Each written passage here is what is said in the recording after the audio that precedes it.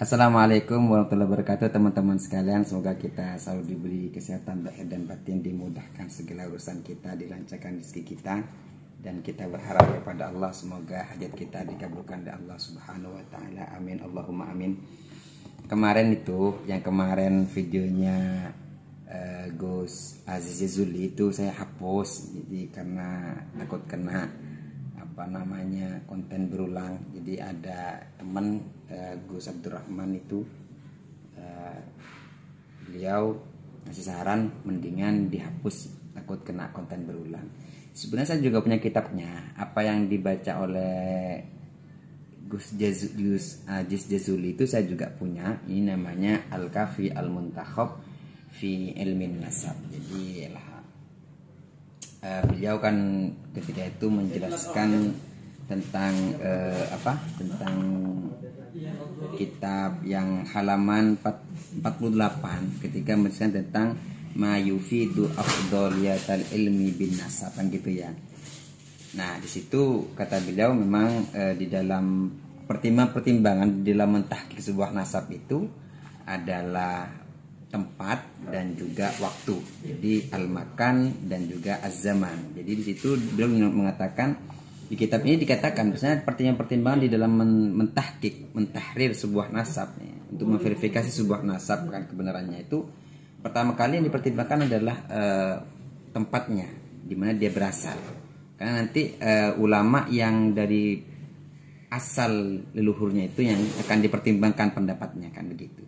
Yang kedua adalah masa atau zaman, di mana nanti di zaman ini adalah orang yang sezaman dengan sahibun nasab itu nanti juga dipertimbangkan. Nah, dijelaskan bahwasanya orang yang pernah bertemu dengan anak-anaknya sahibun nasab itu lebih didahulukan daripada ulama yang sezaman dengan sahibun nasab.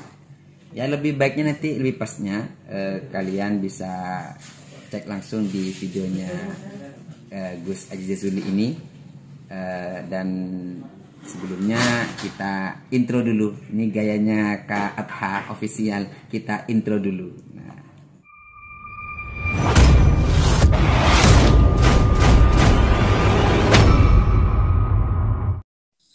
Assalamualaikum warahmatullahi wabarakatuh. Salam sejahtera untuk kita semua. Salam sejahtera untuk seluruh saudara-saudara sebangsa dan setanah air dimanapun Anda berada. Kembali lagi bersama dengan saya Abdul Aziz Jazuli di channel ini, dan pada kesempatan kali ini saya akan mengkritik balik kepada Gus ini yang memberikan catatan kepada konten saya kemarin mengenai butuhnya kitab sezaman. Kenapa? Lantaran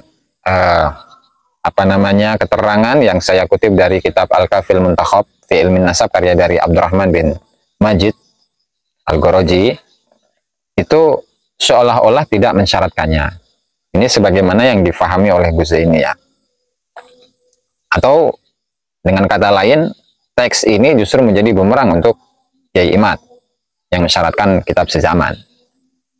Jadi beginilah bro. Sebelumnya saya ucapkan terima kasih karena telah mengomentari itu ya.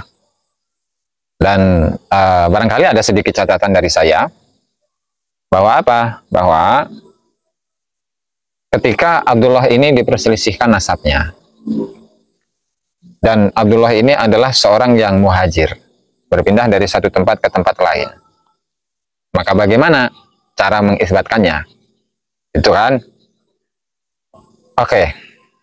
Kalau memang dia itu berhijrah dari satu tempat dan tempat lain, dan posisinya atau statusnya belum diketahui apakah Abdullah bin Isa ini adalah adalah putra dari Ahmad bin Isa atau bukan, maka jawabannya kan disebutkan tuh dalam teksnya fayuqaddamu al-aqdamu.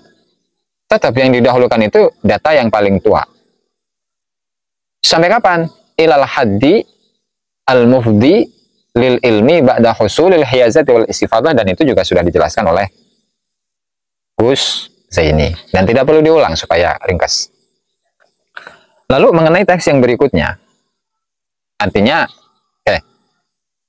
falau kana syakhsun hajara min baladin ila baladin wa aqama biha. Ketika ada seseorang yang berhijrah dari satu tempat ke tempat lain dan dia bertempat tinggal di sana, berdiam diri untuk berdiam diri untuk tinggal di sana, maka di sini ya hukumnya adalah la yuqaddamu ra'yu mu'asirihi alaman adraka abna'ahu. Maka tidak bisa didahulukan pandangan dari ulama sezaman, ulama nasab sezaman ya, daripada atau atas orang-orang yang bertemu dengan anak-anaknya. Ya. Artinya apa? Abdullah sebagai sebuah contoh, itu kan orang Irak. Kemudian dia pindah dari Irak ke Yaman, ke Hadramut. Lalu bagaimana kita itu bisa mengisbat nasab Abdullah? Ya, bahwa Abdullah ini adalah benar-benar putra dari Ahmad bin Isa. Maka dalam hal ini pandangan dari seorang ulama ulama nasab sezaman itu tidak didahulukan daripada informasi yang ada di tempat hijrahnya Abdullah, artinya Yaman. Ya, khususnya orang yang ada di daerah Yaman itu pernah bertemu dengan anak-anak dari Abdullah. Artinya yang memberikan keterangan itu adalah orang-orang yang pernah bertemu dengan anak-anaknya Abdullah, yaitu siapa? Ada Alwi, ada Jadid, ada Basri. Ya. Kenapa seperti itu ya? Karena ketika ulama nasab yang hanya sezaman dengan Abdullah itu tidak tahu mengenai informasinya Abdullah, anaknya siapa, kemudian anak-anaknya Abdullah itu siapa. Ya. Sementara untuk penduduk Yaman itu sendiri itu jelas mengenal dan mengetahui siapa Abdullah itu bin siapa, ya. Kemudian anak-anaknya itu siapa dan anak-anaknya jumlahnya berapa. Oke? Sampai di sini jelas. Nah, selanjutnya lalu ketika di sini disebutkan keterangan man adraka abna'ahu. Ya, itu seseorang yang kenal dengan anak-anaknya Abdullah. Jadi makna adraka itu kan banyak. Ada al-ilmu, mengetahui atau mengenal. Ada absara, berarti melihat. Bisa berarti lahiqa waqtuhu biwaqti, satu zaman, satu masa. Kemudian ada lagi al-ihatatu bil ilm, yaitu mengetahuinya secara detail. Nah, ini makna adraka. Sehingga keterangan dari man adraka itu pun itu menunjukkan data sezaman juga, Bos. Itu. Karena apa? Karena untuk pengisbatan nasab itu harus ada afdhaliyatul ilmi bin nasab. Prioritas pengetahuan tentang nasab. Karena orang yang sezaman tidak tahu, tidak mengenal, atau tidak mengenal secara detail, hanya mendengar saja, sehingga dia tidak tahu asal-usul dari ini, ya otomatis kalah, Bos. Dibandingkan dengan seseorang yang bertemu, yang melihat, yang kenal, yang akrab, yang mengenal secara mendalam kepada anak-anak dari Abdullah. Jelas. Ya. Hanya saja begini. Kalau memang Abdullah itu adalah tokoh historis dan hijrah ke Yaman. Ya. Dan dia itu memiliki 3 anak yang namanya Alwi, yang namanya Jadid, yang namanya Basri. Kemudian pertanyaannya, orang-orang yang pernah bertemu dengan anak-anaknya Abdullah siapa? Ya. Ulama-ulama yang pernah bertemu dengan anak-anaknya Abdullah siapa sehingga mereka mengetahui nasabnya? Atau masyarakat sekitar yang mengetahui nasab dari anak-anaknya Abdullah atau nasabnya Abdullah yang diklaim sebagai anaknya Ahmad bin Isa itu siapa? Kan ujung-ujungnya keterangan ini pun menunjukkan bahwa itu adalah membutuhkan data sezaman juga kan? Ya kan, Gus? Nah, kenapa seperti itu? Ya, itu kan kaidahnya kembali ke awal tadi. Karena untuk pengisbatan nasab itu disandarkan kepada prioritas pengetahuan mengenai nasab. Kalau yang ini, dalam kasus ini yang sedang kita bicarakan, orang yang sezaman belum tentu tahu. Nah, sementara orang-orang yang pernah bertemu dengan anak-anaknya Abdullah itu jelas lebih tahu. Pertanyaannya, siapa saja yang pernah bertemu dengan Abdullah dan pernah bertemu dengan anak-anaknya Abdullah, Gus? Ini bertemu langsung loh, adroka ini. Ya kan? Bukan generasi-generasi setelahnya, apalagi 550 tahun. Apalagi diklaim bahwasanya Abdullah itu nasabnya syuhroh dan istifadoh. Istifadoh dan syuhrohnya itu mulai kapan? Itu, Gus. Istifadoh dan syuhrohnya itu mulai kapan? Istifadoh itu kan, oke, syuhroh itu kan terkenal. Kemudian istifadah itu tersebar menyeluruh, ya, secara merata gitulah. Simpelnya gitu ya. Padahal ya, makam dari Ahmad bin Isa sendiri nggak dikenal di mana. Dari tahun 345 sampai tahun 945 itu nggak diketahui di mana makamnya. Kemudian nisannya itu di mana, nggak tahu. Ya kan? Itu pun setelah abad ke-9 itu pun diketahuinya lewat ronsen. Gitu. Terus 550 tahun itu kemana? Di mana? Kalau memang itu syuhra dan istifadah. Kemudian juga makamnya Abdullah itu juga, atau Ubaidillah itu, ya, itu di mananya secara pastinya pun sama. Ada yang mengatakan di Sumal, ada yang mengatakan di tempat lain gitu kan. Ada yang mengatakan yang satunya itu cuman petilasan, ada yang mengatakan itu kuburan, itu pun juga sama, nggak jelas. Itu Gus. Kenapa? Ya karena memang tidak ada kesaksian dari orang yang satu masa dengan Abdullah atau anak-anaknya Abdullah yang mengetahui secara jelas siapa mereka.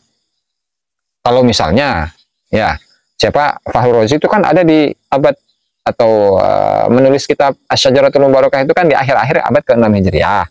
Itu udah sekian ratus tahun loh. Ya kan? Sementara di abad segitu, itu pun juga belum dikenal. Bahkan Abdullah itu siapa? Ahmad bin Isa itu di mana makamnya? Abdullah itu apakah benar Ahmad bin Isa atau bukan? Itu kan. Kemudian ulama-ulama semasa itu yang misalnya seperti Imam Muhammad Shahih Mirbad itu siapa juga nggak dikenal. Justru Shahih Mirbad itu bukannya Muhammad bin Ali, ya, bin Alwi Khalid Qasam, bukan itu, tetapi Shahih Mirbad itu adalah raja dari Mirbad, yaitu Muhammad bin Ahmad Al-Adhal Al-Manjawi. Gitu. Katanya kan imam, yang namanya imam kan harus terkenal. Itu udah berapa generasi tuh, udah 200 tahun setelahnya itu. Apalagi Ubaidillah kan imam. Lalu siapa yang mengenal Ubaidillah? Ya kan? Ulama siapa yang mengakui nasabnya? Ya kan? Sehingga diklaim bahwa itu adalah syuhra dan istifadah. Padahal syuhra dan istifadahnya itu di abad 10, Bos. Di abad 10. Ini saya kasih contoh ya, misalnya seperti Abdullah bin As'ad Al-Yafi'i. Coba Anda buka di dalam kitab Mir'atul Jinannya itu, yang membicarakan tentang sejarah ya dari tahun ke tahun, dan juga menyebutkan tokoh-tokoh yang ada, menceritakan sejarah dan sekaligus tokoh-tokoh tahun per tahun itu, mulai dari abad 1 Hijriah sampai di zaman beliau tahun 750-an itu ya. Nah, beliau itu ya mendeteksi beberapa tokoh-tokoh ulama. Ini tahun 750-an loh. 740 sekian lah, 748 itu kalau tidak salah. Penyelesaian dari kitab Mir'atul Jinan itu. Di tahun 748 ya, beliau dari ulama-ulama Hadramut yang beliau deteksi itu ada 63. Maaf, ulama Yaman secara umum. Kemudian di Hadramut itu tidak satupun beliau menyebutkan tokoh dari Ba'alawi, tidak satupun. Padahal kalau misalkan yang diangkat adalah syuhra dan istifadah, ya. Mana syuhranya Muhammad Shahih Mirbad yang diklaim sebagai imam? Mana syuhrah dan istifadahnya Ubaidillah yang diklaim sebagai imam?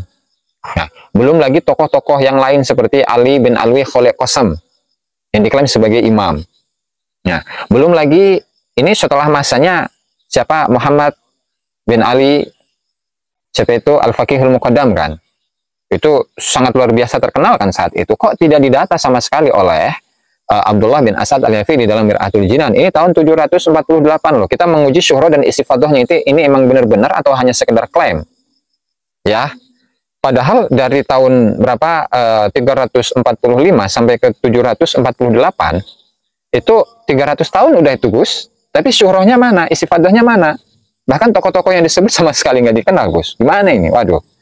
Ini nggak cocok ini. Waduh. Bahkan diklaim bahwasanya siapa, Abdullah bin As'ad Al-Yafi'i itu adalah salah satu ulama yang mengisbat nasab Ba'alawi, ya, meskipun saya belum menemukannya di kitab mana gitu kan. Ya, yang jelas ketika beliau menuliskan kitab Mir'atul Jinan, dan saya telaah ya dari tahun berapa itu, 500-an sampai akhir kitab ya. Kurang lebih di juz 3 dan juz 4 itu saya tidak menemukan satu tokoh Ba'alawi pun yang disebutkan oleh Abdullah bin As'ad Al-Yafi'i. Padahal beliau ini asli orang Adan, ya, masuk Hadramut, kemudian beliau pindah ke Mekah, balik ke Aden lagi, terus balik ke Mekah lagi, gitu. Dan ulama-ulama yang ditemui dari ulama-ulama Yaman dan khususnya Hadramut itu pun banyak yang dipuji, dan beberapa marga itu pun disebut di dalam kitabnya ini seperti Al-Khatib, kemudian Ba'isa, kemudian Ba'abad, kemudian apalagi itu Ba'ma'bad. Ya, itu bisa ditelaah di sana. Dan Ba'alawi tidak ada sedikit pun. Ya, ini kalau Mir'atul Jinan yang versi manuskrip ya. Kalau makanya ini menggugurkan keterangan ya dari ulama di abad ke-8 Hijriah, tahun 700, wafatnya tahun 770-an itu. Itu tidak menyebutkan satu tokoh pun dari Ba'alawi di dalam kitabnya. Terus jangan beralasan lagi, oh, kitab itu kan gak menyeluruh. Tunggu dulu. Tokoh Abdullah bin As'ad al-Yafi adalah seorang sufi. Ya, dan beliau itu sangat sangat fokus di dalam menyebutkan tokoh-tokoh sufi. Ya kan? Ya, kalau ulama Yaman misalkan seperti Syekh Mas'ud Al-Jawi disebutkan. Kemudian Syekh Mudafi disebutkan. Ini dari Aden ya.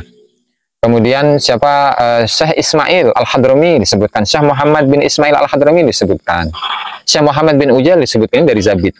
Nah, dan tokoh-tokoh dari Yaman itu yang terkenal kewaliannya itu pun didata oleh beliau. Tapi kenapa ini yang yang Ba'alawi itu terkenal dengan kesufiannya, ketasawufannya, bahkan oleh Abdullah bin As'ad al-Yafi itu tidak terdata sama sekali.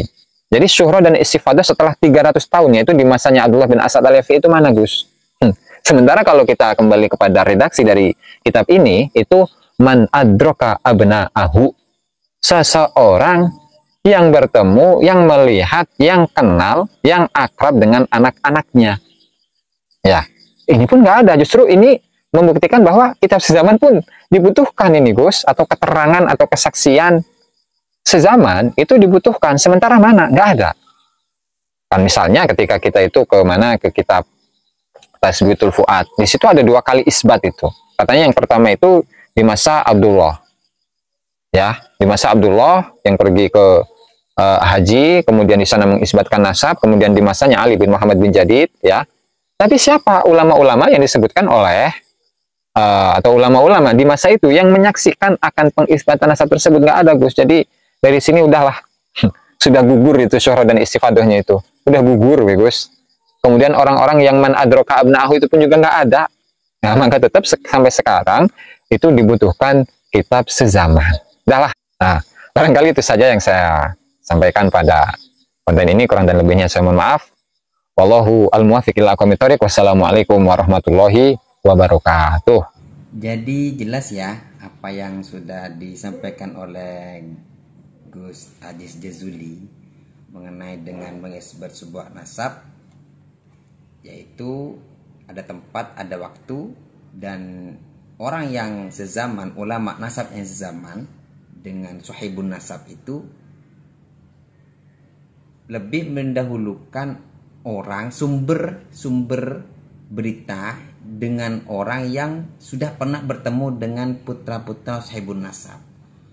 Jadi ketika Abdullah ini mau diisbat sebagai putranya Ahmad bin Isa, kan gitu kan ya, mau disebut sebagai putra Ahmad bin Isa, maka sumbernya adalah siapa yang pernah bertemu dengan putra-putra Abdullah, yaitu Basri al-Wijadid, gitu ya kan ya. Jadi ulama yang sezaman dan itu mendahulukanlah orang-orang ini gitu.